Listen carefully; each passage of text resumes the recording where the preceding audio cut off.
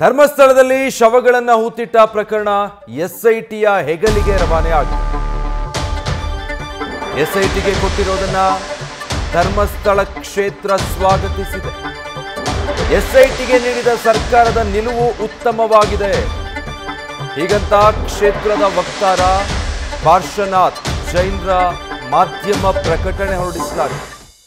ಹಲವಾರು ಶವಗಳನ್ನು ಹೂತಿದ್ದೆ ಎಂಬ ದೂರಿಂದ ಗೊಂದಲ ಊಹಾಪೋಹಗಳು ಸೃಷ್ಟಿಯಾಗಿದೆ. ಈ ಗೊಂದಲಗಳ ಬಗ್ಗೆ ತನಿಖೆ ನಡೆಯಬೇಕಾಗಿದೆ. ಹೀಗಾಗಿ ಸರ್ಕಾರದ ಈ ನಿಲುವು, ಎಸ್ಐಟಿಯನ್ನು ರಚನೆ ಮಾಡಿರುವಂತಹ ನಿಲುವನ್ನು ಸ್ವಾಗತಿಸುತ್ತೇವೆ, ಧರ್ಮಸ್ಥಳ ಕ್ಷೇತ್ರ ಅದನ್ನು ಸ್ವಾಗತಿಸುತ್ತೆ ಅಂತ ಹೇಳಿ ಮಾಧ್ಯಮ ಪ್ರಕಟಣೆಯನ್ನು ಹೊರಡಿಸಿದ್ದಾರೆ ಧರ್ಮಸ್ಥಳ ಕ್ಷೇತ್ರದ ವಕ್ತಾರ ಕೆ ಪಾರ್ಶ್ವನಾಥ್ ಜೈನ್. ಇವತ್ತು ಆದಂತಹ ಅತಿ ದೊಡ್ಡ ಬೆಳವಣಿಗೆ. ಧರ್ಮಸ್ಥಳದಲ್ಲಿ ನೂರಾರು ಶವಗಳನ್ನು ಹೂತಿದ್ದೀನಿ ಅಂತ ವ್ಯಕ್ತಿಯೊಬ್ಬರು ನೀಡಿದಂಥ ಹೇಳಿಕೆ, ಆ ಪ್ರಕರಣಕ್ಕೆ ಸಂಬಂಧಪಟ್ಟ ಹಾಗೆ ವಿಶೇಷ ತನಿಖಾ ತಂಡವನ್ನು ರಚನೆ ಮಾಡಲಾಗಿತ್ತು. ಅದನ್ನು ಈಗ ಧರ್ಮಸ್ಥಳ ಕ್ಷೇತ್ರ ಸ್ವಾಗತ ಮಾಡಿದೆ ಅಂತ ಹೇಳಿ ಕ್ಷೇತ್ರದ ವಕ್ತಾರ ಪ್ರಕಟಣೆಯನ್ನ ಮಾಧ್ಯಮ ಪ್ರಕಟಣೆಯನ್ನು ಹೊರಡಿಸಿದ್ದಾರೆ. ಸತ್ಯ ಏನಿದೆ ಅನ್ನೋದು ಬಹಿರಂಗ ಆಗಬೇಕು. ಧರ್ಮಸ್ಥಳ ಗ್ರಾಮದ ಪೊಲೀಸ್ ಠಾಣೆಯಲ್ಲಿ ದಾಖಲಿಸಿರುವಂಥ ಹಲವಾರು ಶವಗಳನ್ನು ಹೂತಿದ್ದೆ ಎಂಬ ದೂರು ಪ್ರಕರಣ ಇತ್ತೀಚಿನ ದಿನಗಳಲ್ಲಿ ರಾಷ್ಟ್ರೀಯ ಮಟ್ಟದಲ್ಲಿ ಹಲವಾರು ತರ್ಕಕ್ಕೆ ಕಾರಣವಾಗಿದೆ. ಊಹಾಪೋಹಗಳು, ಗೊಂದಲಗಳನ್ನು ಇದು ಹುಟ್ಟುಹಾಕಿದೆ. ಹೀಗಾಗಿ ಈ ಘಟನೆಗೆ ಸಂಬಂಧಪಟ್ಟ ಹಾಗೆ ಪ್ರಾಮಾಣಿಕವಾಗಿ ತನಿಖೆ ನಡೀಬೇಕು. ನಮ್ಮ ಹಾಗೂ ಸಾರ್ವಜನಿಕರ ನಿರೀಕ್ಷೆಯ ಹಿನ್ನೆಲೆಯಲ್ಲಿ ಈ ಪ್ರಕರಣವನ್ನು ವಿಶೇಷ ತನಿಖಾ ತಂಡಕ್ಕೆ ರಾಜ್ಯ ಸರ್ಕಾರ ಹಸ್ತಾಂತರ ಮಾಡಿದೆ ಅನ್ನೋದು ತಿಳಿದು ಬಂದಿದೆ. ಸರ್ಕಾರದ ಈ ನಿಲುವು ಉತ್ತಮವಾಗಿದೆ. ಸಮಾಜದ ನೈತಿಕತೆ ಹಾಗೂ ಶ್ರದ್ಧೆಗೆ ನಿಲುಕುವಂತಹ ಬಲವಾದ ಆಧಾರವೆಂದ ಸತ್ಯ. ಆದ್ದರಿಂದ ಈ ಪ್ರಕರಣದಲ್ಲಿ ಎಸ್ಐಟಿ ತನಿಖಾ ತಂಡ ಸತ್ಯಾಂಶವನ್ನು ಅತಿ ಶೀಘ್ರವಾಗಿ ಪ್ರಾಮಾಣಿಕ ತನಿಖೆ ನಡೆಸಿ ಸಾರ್ವಜನಿಕರ ಮುಂದೆ ಬಹಿರಂಗಪಡಿಸಬೇಕು ಅನ್ನೋದು ನಮ್ಮ ಆಶಯ ಅಂತ ಈ ಪತ್ರದಲ್ಲಿ, ಮಾಧ್ಯಮ ಪ್ರಕಟಣೆಯಲ್ಲಿ ಧರ್ಮಸ್ಥಳ ಕ್ಷೇತ್ರದ ವಕ್ತಾರ ಕೆ ಪಾರ್ಶ್ವನಾಥ್ ಜೈನ್ ಈ ಮಾಧ್ಯಮ ಪ್ರಕಟಣೆಯ ಮೂಲಕ ತಿಳಿಸಿದ್ದಾರೆ. ಇವತ್ತು ಆದಂಥ ಬೆಳವಣಿಗೆ ಸಂಬಂಧಪಟ್ಟ ಹಾಗೆ ಕೊನೆಗೂ ಧರ್ಮಸ್ಥಳ ಕ್ಷೇತ್ರದ ಕಡೆಯಿಂದ ಅವರ ವಕ್ತಾರರು ಮಾಧ್ಯಮ ಪ್ರಕಟಣೆಯೊಂದನ್ನು ಹೊರಡಿಸಿ ಈ ರೀತಿಯಾದಂಥ ಸಂದೇಶವನ್ನು ಹಂಚಿಕೊಂಡಿದ್ದಾರೆ. ಈ ಬೆಳವಣಿಗೆಯನ್ನು, ಸರ್ಕಾರದ ಈ ನಿಲುವನ್ನು ನಾವು ಸ್ವಾಗತ ಮಾಡ್ತೀವಿ.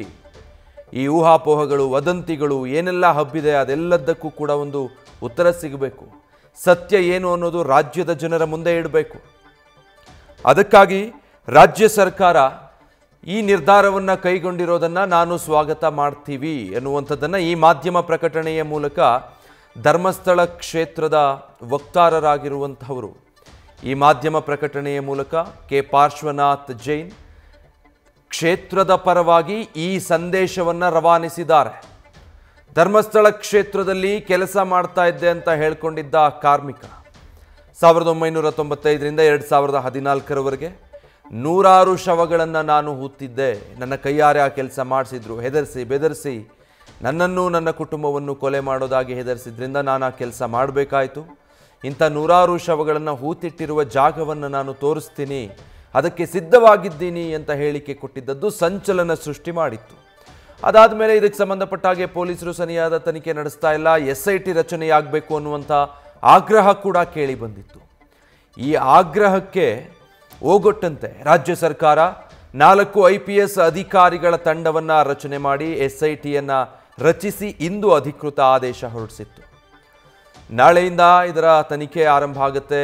ತಂಡದಲ್ಲಿರುವಂಥ ಅಧಿಕಾರಿಗಳು ಕಾರ್ಯಪ್ರವೃತ್ತರಾಗ್ತಾರೆ. ಈ ಎಲ್ಲ ಬೆಳವಣಿಗೆಗಳು ಇವತ್ತು ಭಾರಿ ಚರ್ಚೆಗೆ ಒಳಪಟ್ಟಂತಹ ವಿಚಾರ. ಇದಕ್ಕೆ ಸಂಬಂಧಪಟ್ಟ ಹಾಗೆ ಧರ್ಮಸ್ಥಳ ಕ್ಷೇತ್ರದ ಕಡೆಯಿಂದ ಈಗ ಈ ನಿಲುವನ್ನು ನಾವು ಸ್ವಾಗತಿಸ್ತೀವಿ ಎನ್ನುವಂಥ ಪ್ರತಿಕ್ರಿಯೆ ಸಿಗ್ತಾ ಇದೆ. ಈ ನಿಲುವನ್ನು ನಾವು ಸ್ವಾಗತ ಮಾಡ್ತೀವಿ. ಸತ್ಯ ಏನಿದೆ ಅನ್ನೋದು ಗೊತ್ತಾಗಬೇಕು. ಎಲ್ಲ ರೀತಿಯ ಗೊಂದಲಗಳಿಗೆ ತೆರೆ ಎಳೆಯುವಂಥ ಕೆಲಸ ಆಗಬೇಕು. ಕೇವಲ ಊಹಾಪೋಹಗಳು, ಗೊಂದಲಗಳೇ ಅತಿ ಹೆಚ್ಚಾಗಿದೆ.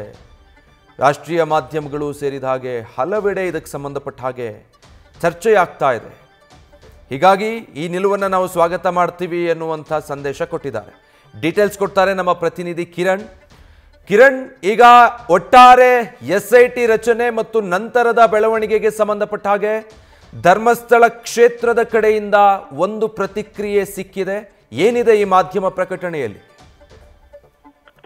ವಿಜಯ್, ಇತ್ತೀಚಿನ ದಿನಗಳಲ್ಲಿ ಧರ್ಮಸ್ಥಳ ಗ್ರಾಮದಲ್ಲಿ ಹಲವಾರು ಅಪರಾಧಗಳು ನಡೆದಿದ್ದಾವೆ. ಹಾಗೇನೆ 100ಕ್ಕೂ ಅಧಿಕ ಅಲ್ಲಿ ಹೆಣಗಳನ್ನು ಹೂತು ಹಾಕಲಾಗಿದೆ ಅನ್ನುವ ಒಂದು ಪತ್ರ ಬಹಳ ವೈರಲ್ ಆಗಿತ್ತು. ಹಾಗೆಯೇ ಅದಕ್ಕೆ ಸಂಬಂಧಿಸಿದಂತೆ ಹೋರಾಟಗಳು ಆರಂಭವಾಗಿದ್ದು, ಹಾಗೆಯೇ ಅದರ ವಿರುದ್ಧ ಅದಕ್ಕೆ SIT ರಚನೆ ಮಾಡಬೇಕು ಅನ್ನೋ ಒಂದು ಒತ್ತಾಯ ಕೇಳಿ ಬಂದಿತ್ತು. ಈ ಹಿನ್ನೆಲೆಯಲ್ಲಿ ಸರ್ಕಾರ ಈಗ SITಯನ್ನ ರಚನೆ ಮಾಡಿದೆ.